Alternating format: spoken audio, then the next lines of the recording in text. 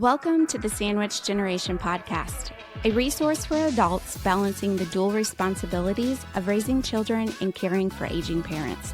Whether you're helping your parents downsize, explore real estate options, navigating caregiving, or looking for practical advice to help your family thrive, this is the place for you.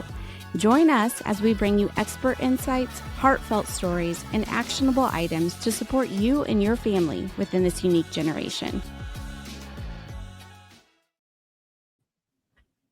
I had already hit it. Sorry. Oh, no, that's okay. I'm spilling coffee everywhere over here. It's one of those days. It's still noon and I'm still drinking coffee. Yes, it's truth. I had to upgrade to a root beer. Oh, nice. That's healthy too, right? Yeah. I am so excited to have you on our show today for a number of reasons. But first, Sara and I were just talking before we started recording, and we realized that Sara is the one who helped your parents. I simply made the introduction and she did all the work. Yeah. And so I'm like, I don't think you've ever actually I never even got to meet you.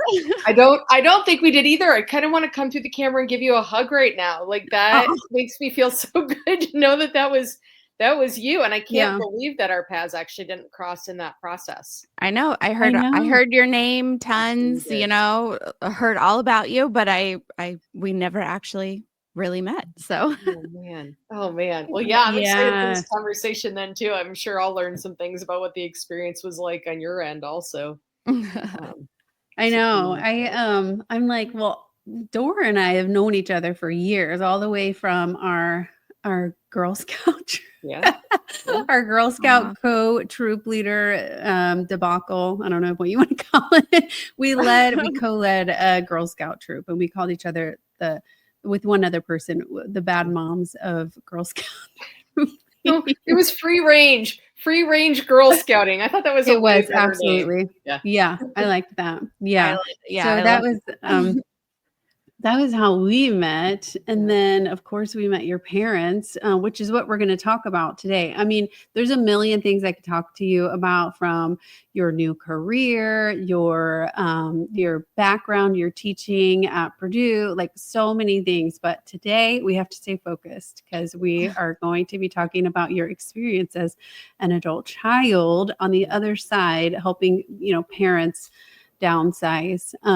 So we'll have to try to stay on track. We'll have to go out to the brewery for official catching up. Yeah. So, okay. Well, let's dive in. Just introduce yourself and kind of how we know each other from the side of helping your parents. Yeah. And I think as we start, I was reflecting on like, what are the things that I wanted to share or that I thought would be useful bringing to the conversation today. And I think it's really important. It feels really important for me to acknowledge that I feel like I've had it really easy when it comes to being in that sandwich generation, thinking about the graphic that you have being pushed. Like I got really, really fortunate that my girls are at an age where they're a little more self-sufficient. Just as my parents are starting to need a little bit more support. And I'm grateful for that. But also, I'm just really fortunate. So I don't want anybody to think that I don't appreciate that as we're talking about these things today. Yes.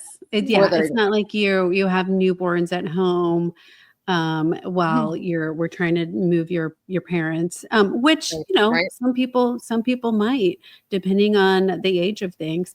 I knew a lady in Rotary who she called herself the sandwich generation on steroids because her grandmother was still living. Her mother was aging. Actually, I think her grandmother, wasn't she on one of our panels when we were still at St. Luke's, Sara? She came dressed to the nines. Oh, yes. Yeah. Yeah. And and then she had children and she had her own business. So it was like, she's like, I'm on. So absolutely. And your parents are great too. And your children. So yeah. Thank you. I'm biased, but a little bit biased. So, so a little bit about myself. So, I am now fully employed. For the last decade, I've run my own business, which I'm again grateful for because it gave me some flexibility. in adapting to my children's needs and their schedules. I don't know how I would have made it through COVID without that flexibility. And I'm married, and I have a supportive spouse, so I have that going for me as well.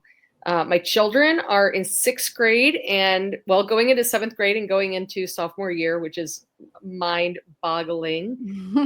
I know. Can you believe we made it through? One more week, like today, a week from today is the last day of school. You guys are out early. Yeah. My daughter mentioned to me the other day that they start in like July. Yeah. They start back. They get 10 weeks. Yeah. So I know everybody's schedule's off. When's your last day, Sarah? I think they have to go back for 2 days after Memorial Day. Isn't that crazy?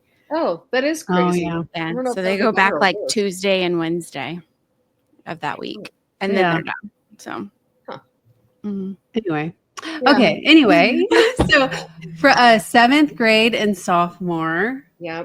And then my parents, obviously we met through Girl Scouts, as we said. Sarah, we met for the first time officially today, although I feel like you are my wing person behind the scenes.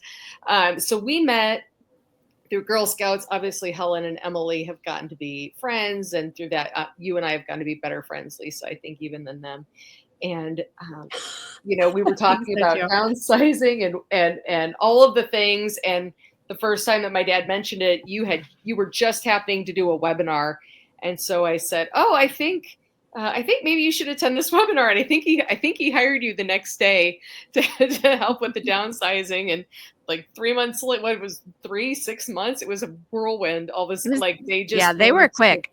Get in where they wanted to be. The stars just aligned for that. And I had the opportunity to watch as one of your clients, and not have to be overly involved through the process, and that was pretty great. Yes. So you mentioned your parents. As much as you feel comfortable sharing, tell us a little bit about your parents, like what led to you mentioning that webinar. By the way, that's a great way to like not be the person telling them like you need to do this, because we're too close as family members. They don't listen to us, but have them listen to a third party saying the same exact thing you're probably saying, and then they're like, hey, we need to do this, and then you're like, yes. It just happens, right? How about that? Yeah, well, so my father is a retired engineer and teacher, professor. So he has a very project management, engineering, logical, detail-oriented brain. And then my mom is a retired school teacher, and so she has more of that social inclination. I mean, not my dad's not social, right? If he hears this, they're equally social. But he's very The way that they lead is different. But they both had aging parents who had aged earlier, and they were not really actively involved in thinking through some of those decisions about how they might want to age. So I recall being in 7th or 8th grade when my grandmother needed to be moved to an assisted living community because she really needed support. And it was a wonderful experience. She had a great remainder of her life, but that was not an easy transition for her to make. And I think, with my junior high brain, which means I was probably not really paying attention, that was a challenging experience. And then my grandmother aged in place for a very long time with the help of family caregivers. And so that was also just a different experience. That was really my aunts and uncles led a lot of that process. And so I've watched that. She's still alive. She's 94 now.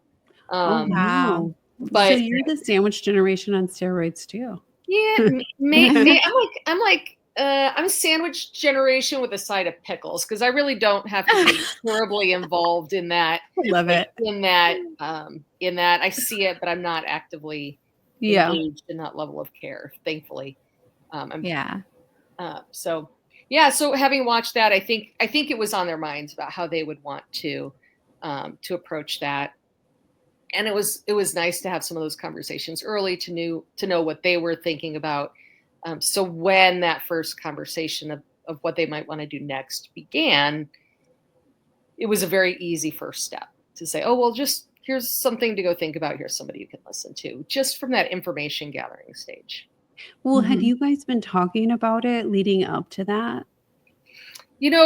Yes, a little, but I don't think that any of us thought it would happen as quickly as it did. It was kind of like, well, maybe we should start thinking about this. Oh, well, here's Lisa's thing. Like, you should probably go to one of her webinars, like in the next year. And that would be a good start, whatever. And then, and then they went to the webinar, and then they hired you the next day, and then they went and did the tours like the next month, and then a spot opened up.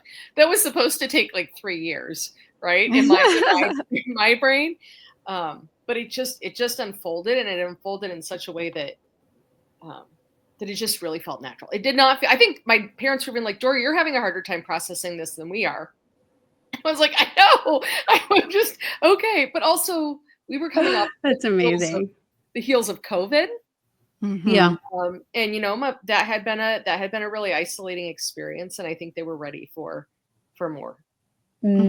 Yeah, probably, especially for your mother. I mean, your dad is very social too, but man, he whipped that Monte Carlo spreadsheet up, like the Monte Carlo simulation. Like, he's helping the community reverse the floor plans. Yeah. It's just amazing. Yeah. Yeah. He really is a person who thrives when he is of service. And he really has been able to continue that where he is now, which is pretty great to see. He's on 400 committees and always doing something. Super really busy. Nice. Yeah. Yeah, Nice. They were definitely one client that I never had to worry about like floor planning with them, because he had it down. He knew exactly where it was he going told to go. us the floor plan, right? Yeah, I don't have to worry about that. Check that off the list. So as I was recollecting the experiences of my grandma, I was trying to make sure that I came prepared with some things. Yeah. And when I remember when my grandmother, when they downsized her, he like took out graph paper and like drew out the floor plan, and then he cut out all the little pieces of furniture to scale, and they spent time like moving around all these little pieces onto the graph paper that they could go. I mean, so, before the days of CAD drawing. Right. Yeah. So that, it shouldn't surprise. That's amazing. Yeah. Yes. Yeah, I think even the executive director came in to look at his Monte Carlo simulation, because he was like, they moved into a continuum care retirement community with a buy-in, and there are actuarial scientists behind the scenes that work for the communities to do this stuff. And so the executive director was like, hey, this is what we do. It was just amazing. Yeah. So it was funny. Yeah. It's a good, that hasn't changed, but maybe that's part of the reason that the conversation was easier, was because he was looking at the data and the numbers and was thinking about, what are the statistics? What are the odds? When is it going to start to make sense for us to have these conversations? And your mother did a great job too, by the way. She had some great stories as Sara and I were moving her, and she's done great too. I mean, do you agree? Or yes, I do. And I feel like my mom was sort of the motivator of getting them to this point, but my dad was kind of the activator, right? So how are we going to keep the process moving? He was the project manager of the experience. And she was the client in a lot of ways. So I think she did it, with her, it was like, I remember hearing her say, like, she knew the right place when they got there. She knew who her people were, what her community felt like.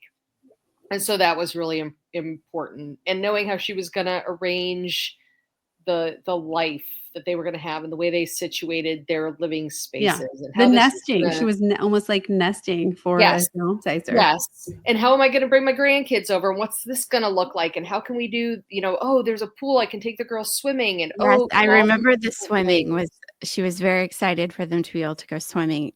through the Very. winter and yeah. Yeah. So that was a Yeah. good, that was a She good loves her grandbabies. She does. Yes, she does very much. So tell me a little bit about like obviously I know this, but for our audience, what was the living situation for your parents prior to them making the decision to downsize?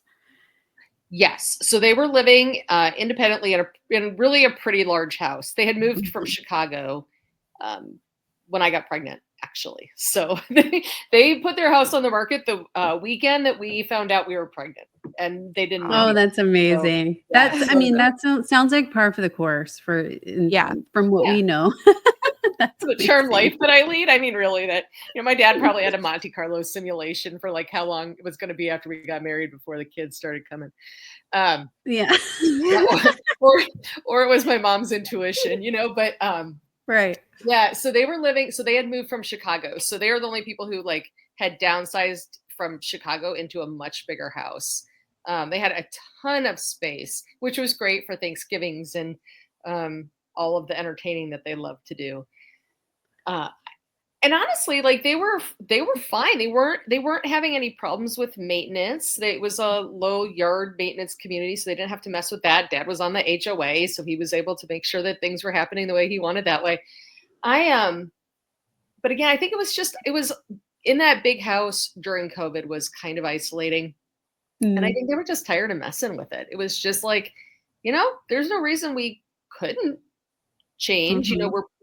We're really basically living in like a quarter of this house as it is. So Yeah. what if we just change? I mean, that's what we find too. Usually Yeah. it's less than that a lot of times, depending on how long people choose to age in their, existing home. Yeah, we don't use Yeah, we don't they use did that have much. a large home and yeah, they were really just utilizing very small percentage. And that's you're right. That's the case for most of our clients. They're just not they don't need it. They've realized at some point, I'm not even using it. I don't need it. So Do you think Yeah. that people realize that they're not using it, or is it just a case of like that's almost an indicator even if you haven't noticed it yet? yeah, I would say Yeah. Well, I was just going to say that's the reason for this podcast right. and for our in-person event that we do for seniors is to help people, think through that process because, well, I mean, there's a statistic through AARP that says that like 90-something% of people do want to age in place, but aging in place can mean aging in a CCRC, a continuing care retirement community, or downsizing to a ranch, a level home, and so aging in place means different things for different people. But that's the point of our trying to get out there and kind of be that third party. Because if you said to your parents or, if other people who were children or adult children said, Mom, Dad, you're only using 25% of this house, it will hit a lot differently than if they're watching this podcast and they're like, oh my gosh. Yeah. And then it becomes their idea. Yeah. Yeah. They realize they have 3 bedrooms that they never go into and they don't even know what's in those closets anymore. And like, those are the things that start when you start having the conversations, they start realizing like, yep, I have no idea why I still have that. Or even if I have that thing we're talking about right now, I don't know where it would be in this house. So, right. Or I have 5 of them. Why do I need 5 of them? Yes, Whatever it might be, 5 China sets and I don't entertain anymore, whatever it might be. Yeah. The stuff is a big part of it. And I was thinking so as they were moving there were stickers, right? There were like green stickers. Yeah. Was this your idea, Sarah? Was this something that you had suggested? yeah, I mean, this is what we do. Yeah. Like, we come in and help them figure out what they're keeping and what they're getting rid of. So, yeah. Okay. So we had like the green stickers on all the stuff that was going with them, the red stickers on the things that they were going to give to my nephew because he had just bought a house, which was like perfect timing. I remember that. Time the downsizing to have somebody in your family just moving into a house. Do it because they need like a first-time home buyer, a young person. Yeah, that'd be perfect. And like gives so much away to them. Right. Yeah. they make them responsible to come get it too. So that works out. Yeah. Yeah. Right. So there were like the green stickers for this, the red stickers for that, the blue for the things that like I might want to keep, and I swear I don't know at what point it was, but one of my children was walking through the house and she had a blue sticker on her back. And I was like, well, I guess Grandma and Grandpa said you're staying with us. So that's, You get to stay. We're keeping you. Yeah. But just, That's yeah, funny. what are you going to do with that stuff if you don't know where it is, but you're afraid to maybe let go of it? Those were things that stuck out to me as like really helpful things I would not have thought about ahead of time. Yeah. Yeah. That's great. Yeah. They did their homework well when we gave them assignments. did, like for this sure. is- Yeah. Like they took it and ran with it. So ideal clients as far as that goes, for sure. Yeah. Getting things Well, done. they're learning based. I mean, your mother is an educator and your father too. And so they're learning based, and typically that is the majority of our clients. And they just kind of show them the way and tell them the next step and tell them what to do. And yeah. Yeah. What do you think are things, like I'm just kind of reflecting on my experience, like what are things that you thought made them uniquely prepared for the move? Because I only have my worldview of them as my parents. So what are things that you That's think? a great question. Yeah. I'll never forget. I thought about this when you were talking earlier. The heated step things that your dad had on the steps up to his He would house put because 'em it out was on- wintertime. Yeah. Yeah. Yeah. I think for them, like it just, there wasn't a lot of, it was emotional, but it wasn't as emotional as some of the Some other people clients can be. I've worked Yeah. with. Yeah. I think they just really embraced that, like, this wasn't giving up something. It was just moving to the next phase. Yeah. And they really approached it with excitement. It felt like, just they were ready to go meet new people and have new experiences and have activities and dinner made for them every night. And, they just were ready for that. So And if we asked them, I bet they would say that they had actually been thinking about this for a while and talking about it maybe. Do you think? I don't know. I mean, I kind of want to just call them right now and ask. Probably. I don't know how much they've been discussing it. Yeah. I do think COVID probably had a lot to do with it because I do think both of your parents are super social, and the community that they moved to is a very social community. It's probably out of the communities that we have worked in and moved people to, I would say it probably is the most just social. Yes, you walk in and there's people active and doing things, and it feels alive. Yes, very much. Which is what we want to see in a community too. That's what we look for when we're walking through a community. Yeah. Yeah.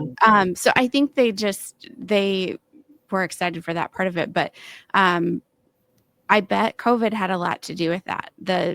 Just being isolated and realizing, hey, if we're in this big house and if this happens again, and I think we even had that conversation actually, where they said, like, we just don't want to be isolated like that. If this were to happen again, like we want to be where there's people and there's some activities and a community that we can be with. And I think a lot of people felt that. I still think I'm recovering from that. So, I'm like, that's our, Yeah. Were there any surprises for you, Dora, or challenges on your end? As far as like the before, the during, or the after? Maybe all of the above. Yeah. I don't know about the before. Again, it all happened in such a world. It all happened so quickly. I already said, you're having a harder time. Like, I just felt like I was more worried about it than I needed to be. So maybe that was a surprise. Once they got in, they were you know, they have a beautiful view and the space is lovely and appointed to every last inch of what they would want, you know, literally. So Right. that's really great. I will say, you know, so they've been there for almost 3 years now, I think, which Mhm. is crazy how time flies. Yeah. Yeah. And so there was a period of time where mom had some health issues, and Mhm. we ended up Yep. using more of the rehab services at the facility than we had expected to have. And I mean, that was amazing. What a gift in so many ways. First off, just being able Yeah. to have the resources that we could call and ask, being able to get PT where she could get it easily, and they just either come to the location or when she was in the that part of the building for a while, you know, my dad Right. could sleep in his own bed and walk down to see her during the day, and all Yeah. of that was much simpler. And you know, their friends would come visit them easily, come see them. The cards that she got, oh, the stacks of cards. Oh, she loved that, I'm sure. Loves the cards. Yep. So those were really all really great gifts. I think And that's indicative of a continuing care retirement community, a true Mm. CCRC where they have all levels of care on one campus. mm, And that's one of the biggest benefits. And financially, your dad 100% knows that that was the best choice for them, hence the Monte Carlo simulation. Mhm. It's not the right choice for everyone, but it worked well it's working well for them. And this is one of the reasons. Yeah. yeah, that I would agree. I think, and I mean, I just can't say it enough. Like between and and I recognize, like, I don't want this to come across as a commercial for you guys, but it absolutely is, because without his preparedness and your support on knowing how to do this, like, I would have had to be the one worrying about those things. I did not have to worry about it. Like, Yeah. you took them to lunch. They said, this is the place. Dad did the math. That was it. And then I was like, you know, I think the only thing that I had to really negotiate was their packing styles, right? Because mom was not maximizing the box A little bit efficiency. different.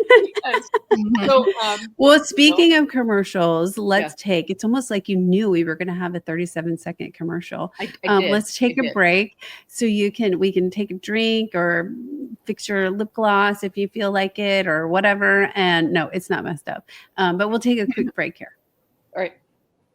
The Sandwich Generation podcast is brought to you by Indy Real Estate Experts. We're a real estate brokerage dedicated to helping seniors and their loved ones downsize with less stress and more support. And we're proud advocates of dignified aging. From sorting and packing to selling and settling in, our team handles every detail so you don't have to. Whether you're helping a family member transition or planning ahead for yourself, we're here to guide you every step of the way. Learn more at downsizingindy.com, where compassion meets real estate. Okay, so we were talking about the experience for your parents, maybe some surprises that came up for you or for them, challenges, but it doesn't sound like there were actually too many besides you being surprised about how quickly they were just like on it. Let's do I this. mean, really, I think it's all good things. I can't think of anything that I'm disappointed in, wish had happened differently, or, you know, that I would want to be different moving forward. I was feel gonna like say, you would tell us. I would yeah, tell you. Oh, yes, I would. I probably wouldn't tell you right here, but I would tell you. I wasn't wait for your podcast. Yeah, right. Like, We hey, can edit ladies. it out if No. you want. no, Yeah. so. Was it you, Dora, that had made the comment like once they moved, you kept trying to call them and they were never in their, like you could never get them on the phone because they were always doing stuff, or was that someone else? But Well, maybe. I don't know if I said that. It wouldn't surprise me if I did. You know, they answer their phones. They're so, which is good. They're good with that. But they were busy. You know, like the list of things that they could do. I remember looking through that for a few. Yeah. For the first few months that they were there, I'm like, I want to do some of this stuff, and like Mhm. You know. I love that the activities, the variety of Yeah. things that are available. And I imagine you can tell me if this is how it is everywhere. At least at the place that they are at, there are spiritual conversations. There are book book discussions. There's, the bridge, my mom, wanders the halls looking for people to be her bridge partner, on any given day. She's really loving the bridge. Cardio drumming. She did cardio drumming the other day for the first time, which was very fun. It's interesting. But then the field trips to the recycling center to learn how recycling, it gives us things to talk about. We learn from the things that they're learning about, which I think is really interesting also. Oh, that's I very love that cool. you said that. Yeah. Because sometimes I think that older adults repeat themselves so much because they just simply don't have anything They else don't to have talk it. about. Yeah. That's actually a really good point. And then we get frustrated as the adult children. Like, we know you already told us that. I think my kids do that already to me. Maybe that's a sign I just need to get out more. But they just, it gives them something to talk about like that. And for people who are lifelong learners too, I mean, they probably just eat that kind of stuff up. Yeah, I think, and they don't have to go out and search it. It's easy for them to access. So I think that's really meaningful. My dad has made a great friend. And so that's cool to watch, like a bromance, Bromance. flourish. Love that. It is. And I mean, this guy might be like, he's just one of a kind and such a character in all the best ways. Yeah. And so now I will tell you, we went over, he has a very fancy coffee machine, and I went over to show my dad some stuff that I was working on. And so of course his buddy got to come up, my dad called his buddy to come over and look at all this AI stuff that I was working on. And he wanted to brag about his daughter. What's that? Well, I think he just wanted to show him the AI, right? Because it was really interesting stuff.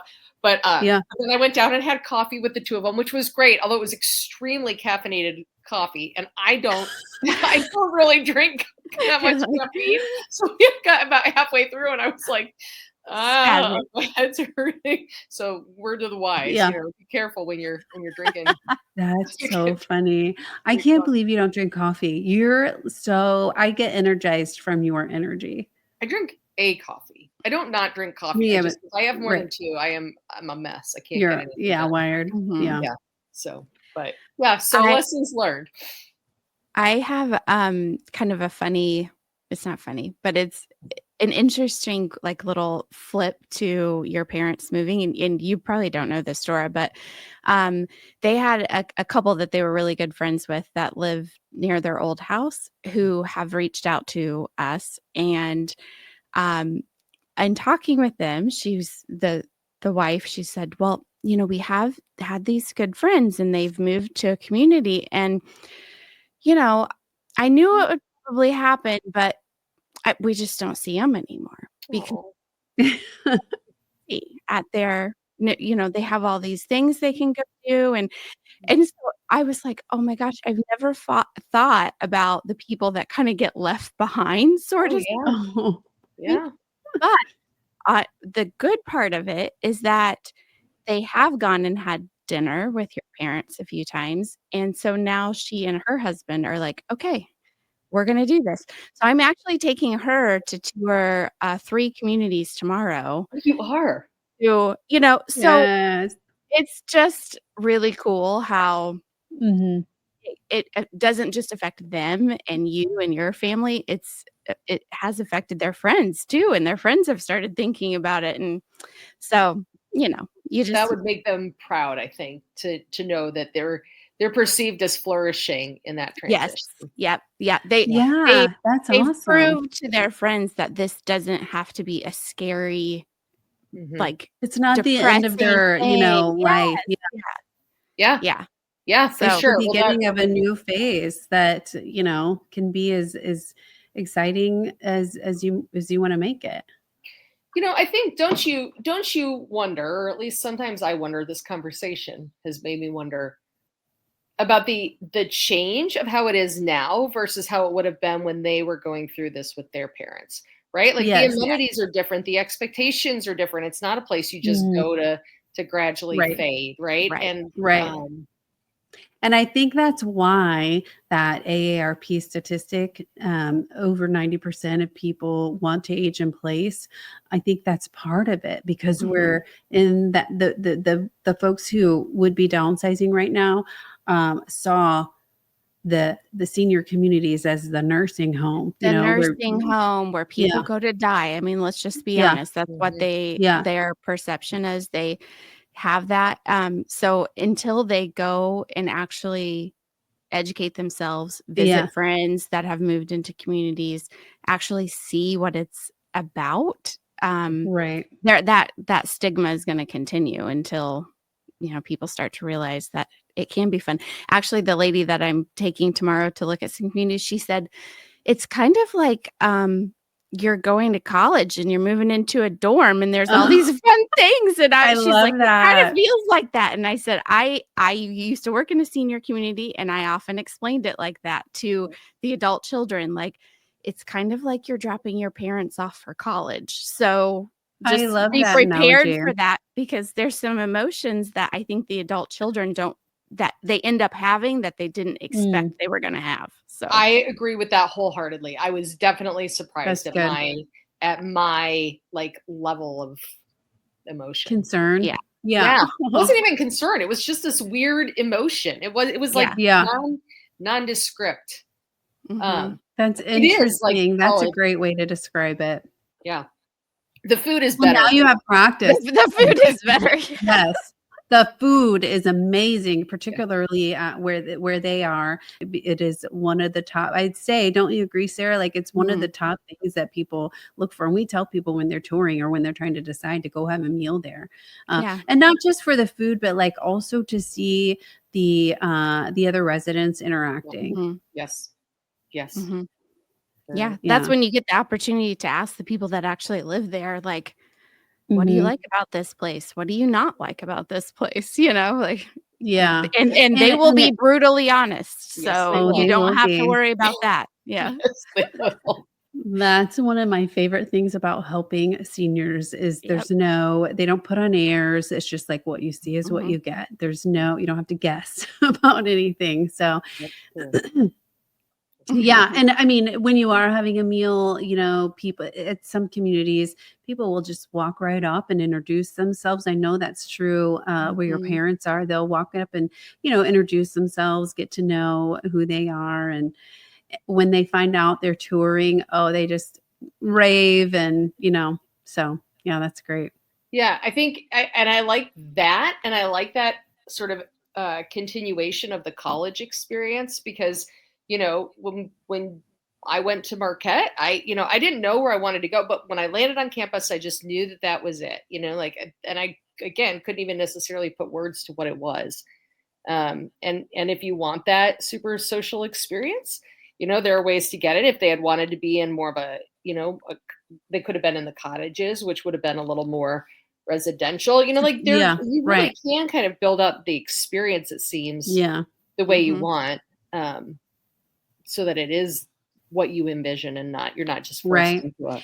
box. And looking for a senior community is much like looking for a house. When Sarah Yeah. goes tomorrow, it's just that it's like on a bigger scale. So, when we're showing buyers houses, we might say don't look at more than 4 at a time because they sort of all start to run together. With communities, there's a lot more to take in, but it's very similar. And you kind of know, just like you said earlier, your parents knew when they got there, this is the place. It's very similar. Yeah. Yeah. And that is true. It can be really overwhelming. So, like I mentioned 3 places. We're not going to all 3 places tomorrow. I'm going to take her to 2 because Yeah. otherwise they start to run together because Yeah. it can be very overwhelming going to. And it's a long day because they Yeah. want to show you all the things, and so yeah. Mhm. As you were How fun. speaking, it occurred to me, and I think this could be something for your listeners that I had not thought about this until you said it, but I had the experience of watching my grandmother go through this, then my other grandmother. But I also, back in like a former life, I worked doing marketing strategies, and I did have a retirement community on the south side of Indianapolis as a client. And so as a part of that, we had done their tours and done some of their marketing Yeah. strategy and been at some of their other locations. And it occurs to me that probably had a lot to do with my comfort with their decision and move. So maybe if there's somebody who's like thinking that their parents are going to do this in 5 to 10 years, but they've never even like set foot on one of these communities, then maybe Yeah. there's a way, I don't know what that answer would be for them to Mhm. tour independently and just see it or get comfortable? Sure. Like, how would somebody do that? Yeah. Oh, I I don't used know. to, It's a yeah. great So question. I was the marketing director in a CCRC community for about 8 years. And I used to have adult children that would come in all the time without their parents. Sometimes they were the first phone call to me because they're asking like, okay, I think it's time for my parents to do this. My parents are resistant. So I'm just trying to like information grab basically so that they felt prepared. And they would come in a lot. That I would ask them about other places they had toured to kind of find out like what they liked, what they didn't like.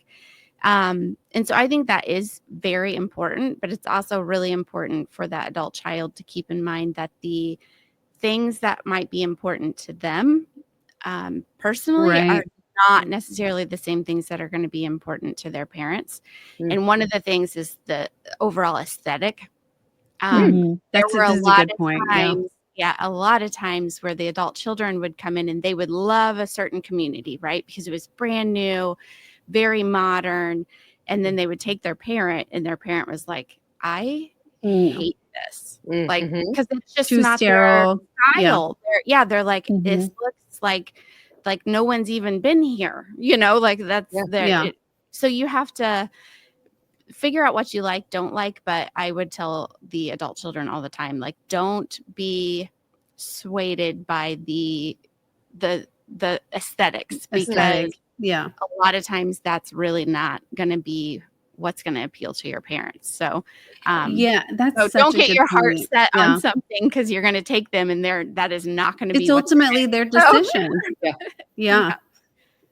It's ultimately their decision, and that speaks volumes for the communities that have been around for a while, like where your parents are. They maintain that community meticulously, but it is not this modern, like, super minimalist feel.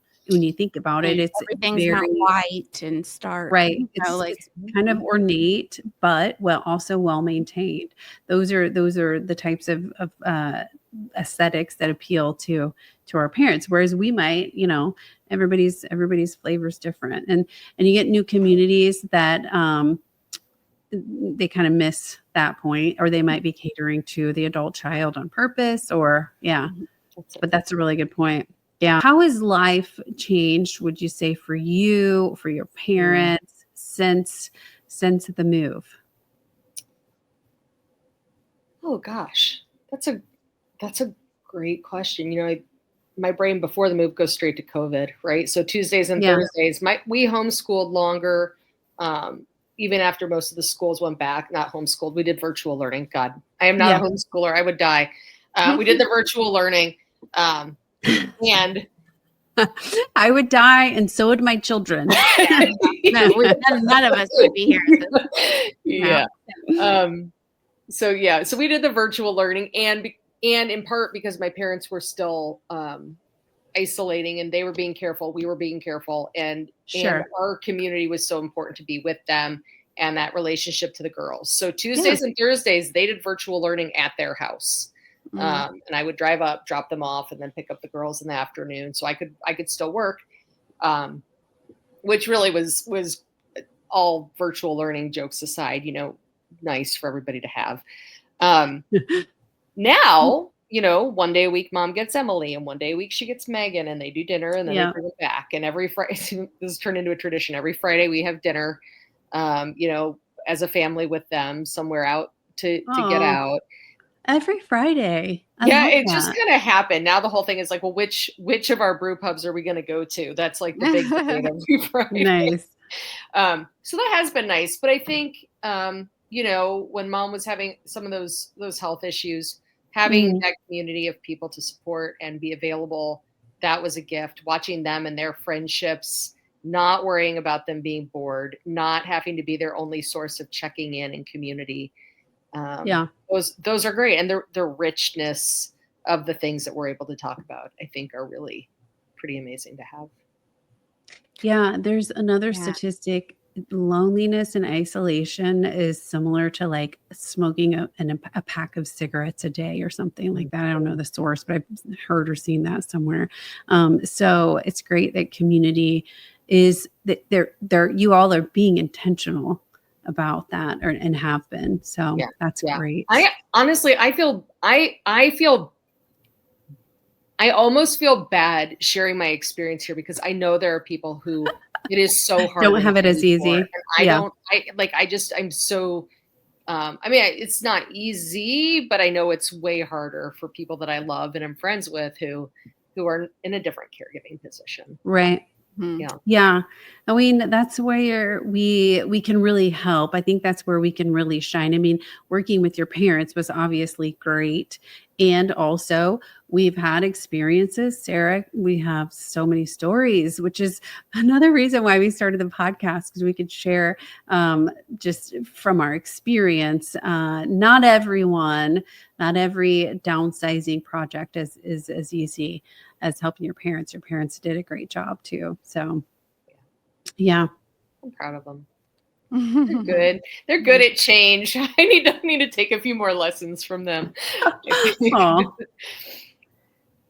it's good. Well, thank you for everything you did to really, keep me. I wouldn't have felt like I needed to reinvent the wheel because my parents wouldn't let me, but it was nice that none of us had to do that.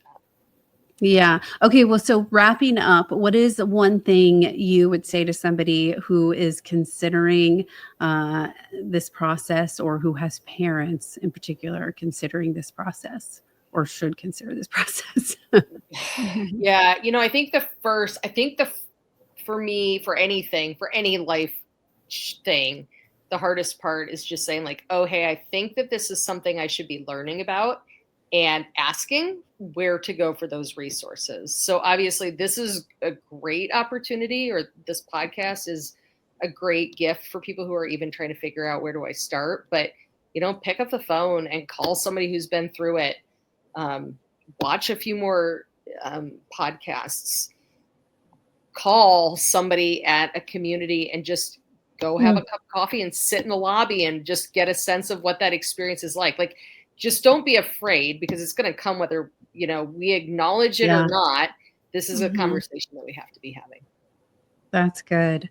I like that idea, sit in the lobby, because, you don't know what you don't know. So when you're going to tour these communities, it's hard to know where to start or what questions to ask or what to look for if you've never done it before. So that kind of. My guess is that you won't be sitting there without company for long if my experience is any indicator. Right. You'll get to see some dogs, maybe, So.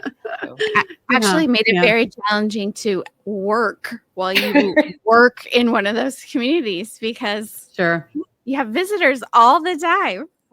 You just want to come and chat. Yeah. I loved every second of it, actually. But yeah. Well, yeah. All right. Before we go, we need to just remind people that if this has been helpful information, please help us in growing the podcast by sharing the podcast with maybe some parents who could benefit from hearing the information, like, comment, all the good things. So we really appreciate you, Dora, and so privileged to work with your parents. Yeah. I appreciate you guys helping them and me also. Thanks for having me today. We'll have to get them on for one of the episodes. Oh my goodness, they would be great. Yes. Yeah. New podcast guest ideas. All right. Thanks again. All right. Thank you later.